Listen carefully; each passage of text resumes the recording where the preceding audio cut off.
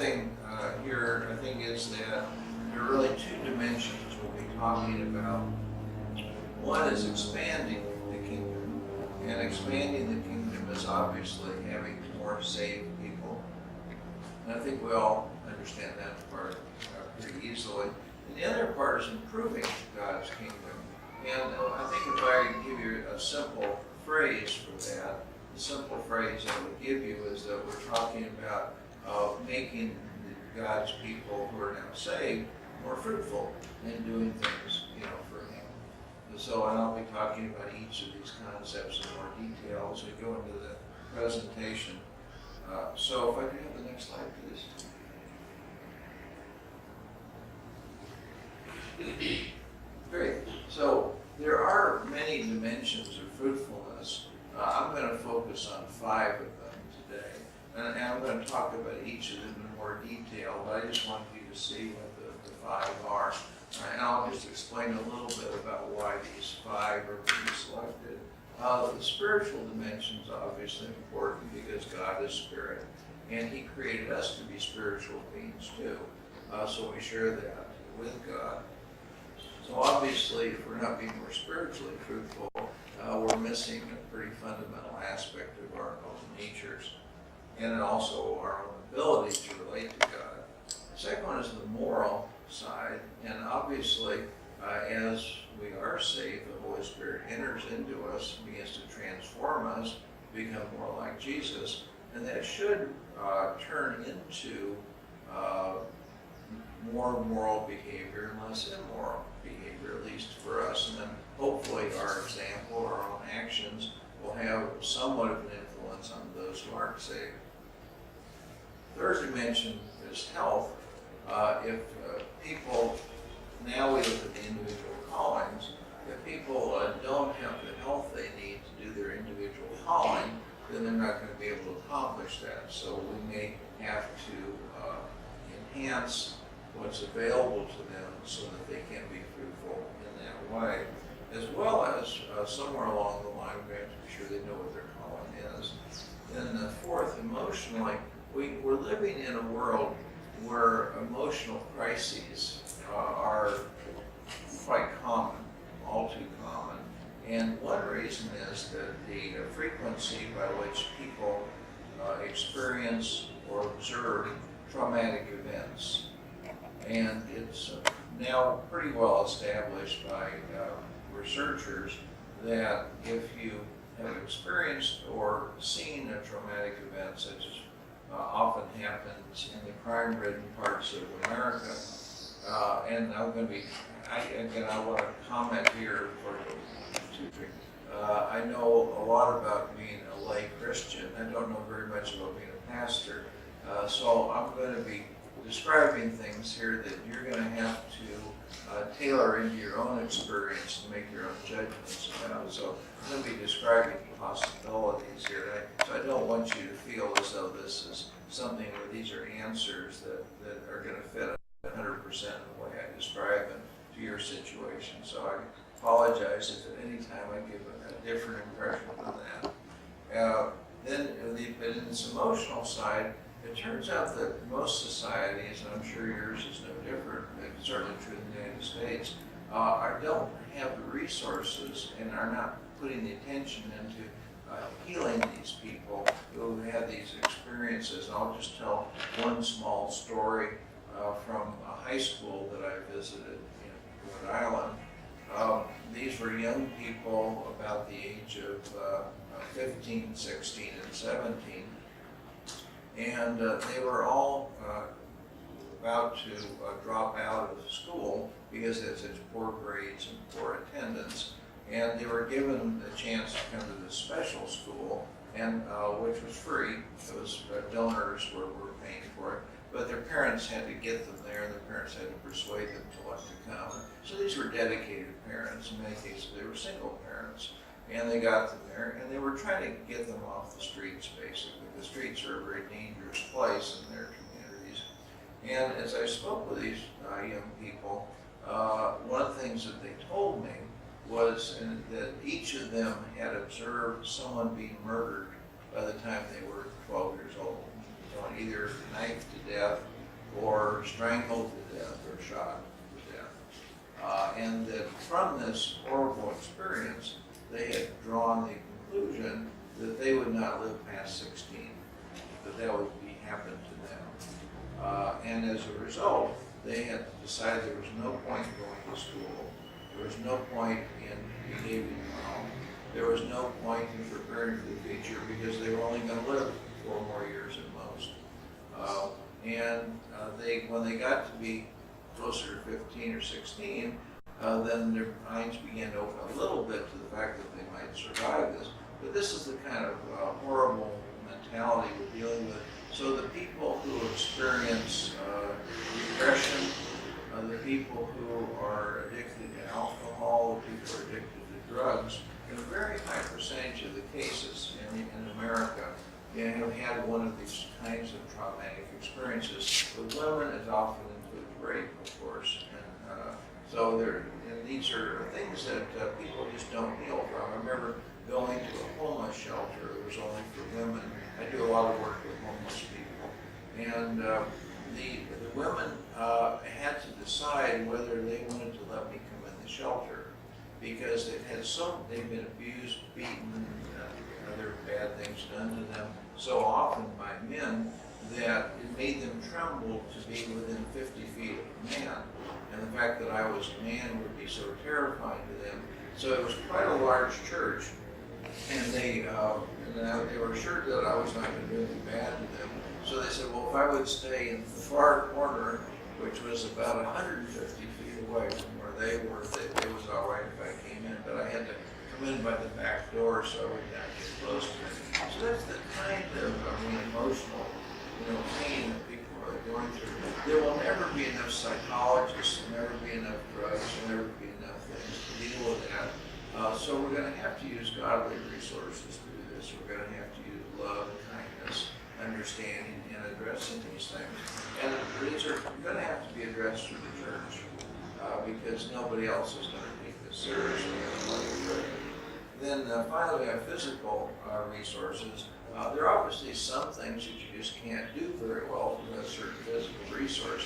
I would not be here speaking to you today if we didn't have airplanes, because if we still had sailing ships, it would have taken 6 months to get to the west side of Africa, and then I would have had to find some way to get across Africa, and those weren't very good methods either, so I probably wouldn't have survived the trip. So anyway, we have to have these resources. And obviously, we have this computer, and this projector, so that we can have this, and we have these recording devices. So those are all. But what happens in many cases, people are out seeking physical resources that really don't connect to their calling.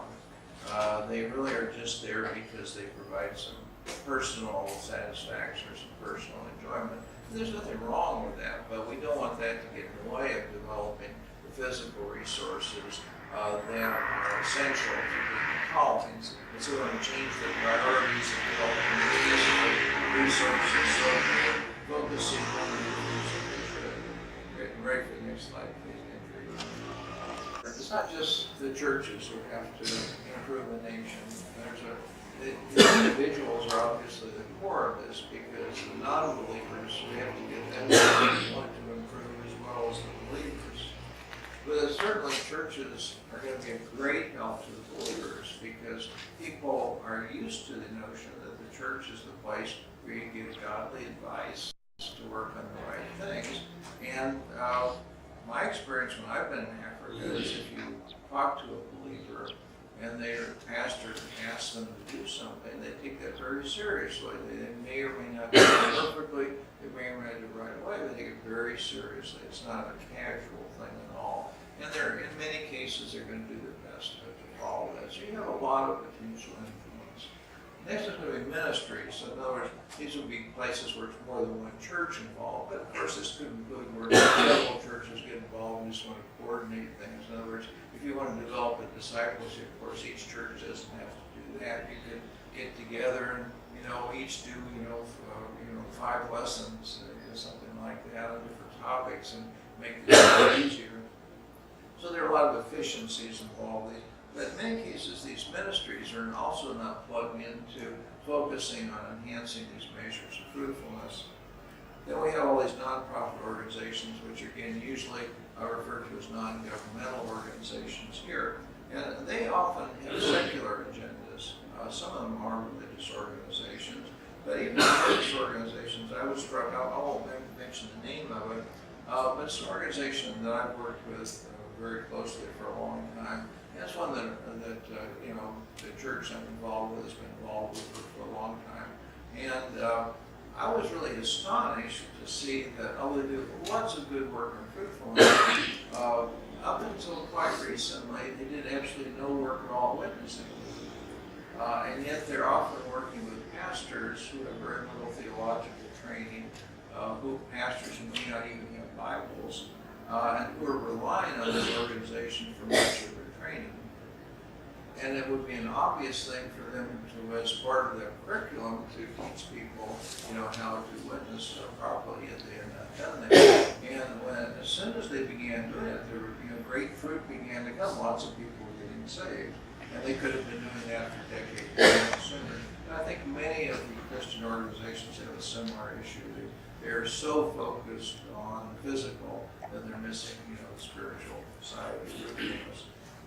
Schools. Now, obviously, the Christian schools are a great place to do this, but in some countries, my sense is your country is one of them, you know, there are opportunities to do this if either unofficially or in some cases officially. Certainly unofficially, there can be a Christian club of youth and so forth, and in the clubs that they could be working and learning these fruitfulness measures and making these kinds of changes.